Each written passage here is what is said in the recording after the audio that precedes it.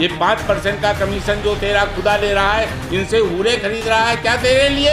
हम अपनी सरकार से मांग करूंगा कि इन जैसे बेवकूफ मौलानाओं पर प्रतिबंध लगाएं, क्यों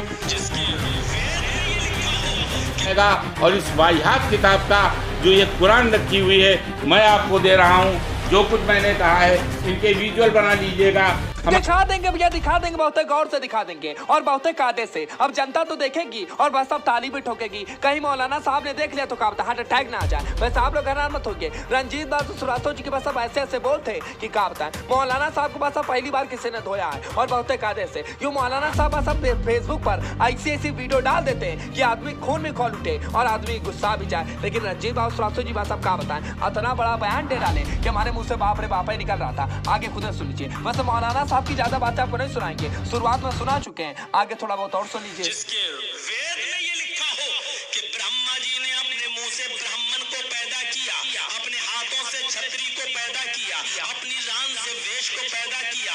मूर्ख ये बता कि हमारे किस मनुस्मृति में, किस वेद में, किस धार्मिक ग्रंथ में इनकी पैदाइश की ये जगह, मैं इस बेवकूफ को बताना चाहता हूं। एक मौलाना साहब का फेसबुक पर वीडियो आए दिन खूब वायरल हो रहा है, विवादित बयान दे रहे हैं हिंदू धर्म को लेकर। आपने भी सुना होगा, क्या कहेंगे आप?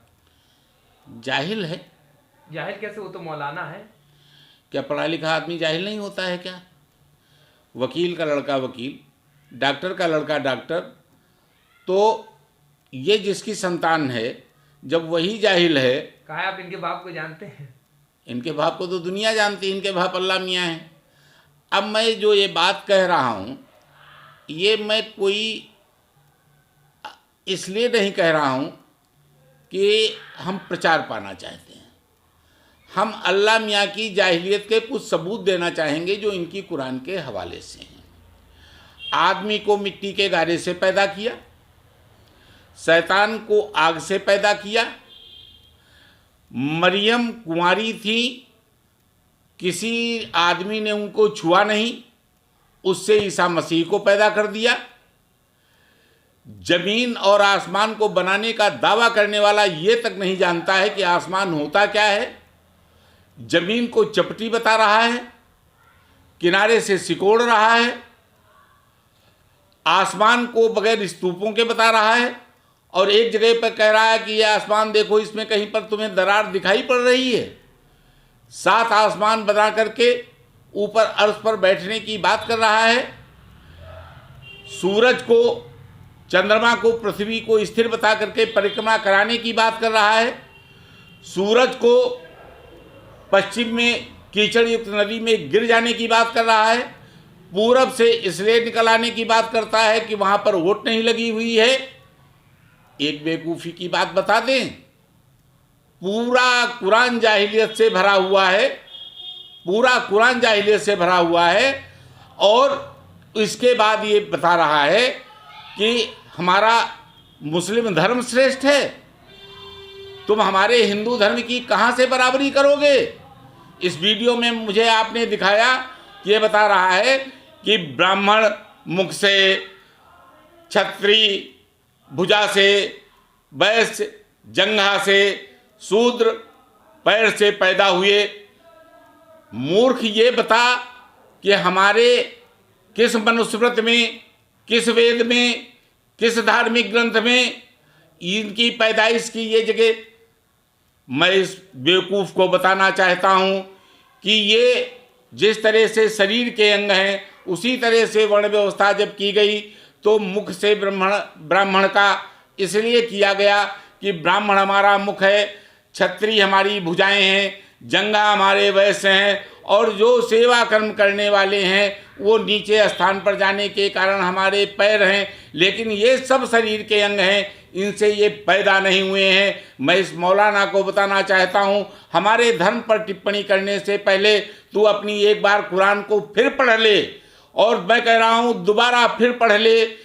तेरे अल्लाह मियाँ की जितनी भी बातें हैं, केवल जो बुनियादी बातें उनको छोड़ करके, औरतों को छोड़ करके जितनी बातें तू कर रहा है सारी कपोल कल्पित हैं। कहाँ पर तूने जन्नत बना रखी है? कहाँ पर तूने तखत डलवा रखे हैं, कहाँ पर मेवे रख रखे हैं, कहाँ पर शराब रख रखी है, कहाँ पर उड़े रख रखे हैं। हाँ, इतना जरूर लिख रखा है तूने कि लूट के माल में ऐ मोहम्मद 5% का हिस्सा निकाल लेना, और 5% के हिस्से निकालने के बाद उसमें हिस्सा खुदा का भी होगा। ये 5% का कमीशन जो तेरा खुदा ले रहा है, इनसे हूरे खरीद रहा है क्या तेरे लिए? हमारे धर्म पर आक्षेप करने से पहले इस एक मौलाना को नहीं, मैं सारे मौलानाओं से कहना चाहता हूं कि हिंदू धर्म की श्रेष्ठता पर आप प्रश्न चिन्ह मत उठाइए। हमारे यहाँ अगर वेद हैं तो उनके लिए आया हुआ है कि हमारे ईश्वर की 4 वाणियाँ हैं, जहाँ पर ऋग्वेद हमारे विज्ञान का द्योतक है, वहीं पर सामवेद हमारे ईश्वर से हमको परिचय कराता है, वहीं पर यजुर्वेद यज्ञ के द्वारा हमारे हवन और पूजन के द्वारा हमें पवित्र करने की शिक्षा देता है, और अथर्ववेद हमारे वनस्पति को ज्ञान कराता है। हमारे धर्म की मुकाबला क्या करेगा तू? इसके बाद मैं फिर एक बार कहना चाहता हूँ इन मौलानाओं से कि हमारे सनातन धर्म पर उंगली उठाने की कोशिश न करूँ। इतना समय आप लोगों के पास नहीं होता है। मैं जानता हूं कि ये केवल वीडियो है। जिस दिन इनको शास्त्रार्थ करना हो हमारे साथ में आकर के बैठ जाएं, हमारे तमाम संतों के सामने बैठ जाएं, हमारे शंकराचार्यों के सामने बैठ जाएं, इनको जवाब मिल जाएगा।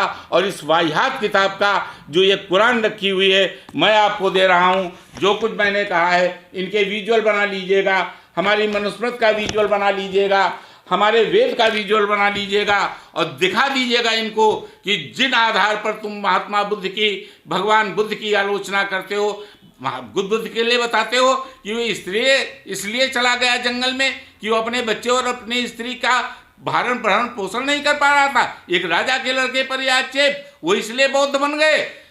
मैं अपनी सरकार से मांग करूंगा कि इन जैसे बेवकूफ़ मौलानाओं पर प्रतिबंध लगाएं, क्योंकि किसी दिन इनके बयानों को सुन करके अगर हिंदू आंदोलित होकर के कहीं बदले की भावना में आ गया तो इनके लिए जीना मुश्किल हो जाएगा। अब ना जाने भाई साहब कौन सा ऑक्सीजन लेते होंगे मौलाना साहब, पर कह देंगे तो दिक्कतें हो जाएगी। वीडियो को शेयर करना, चैनल को सब्सक्राइब करना कदम मत भूलिएगा। इस तरह की दमदार खबरें मिलती रहेंगी आपको। वैसे रंजीत बाबू श्रीवास्तव की बात आपको कैसे लगी कमेंट करके बताइए।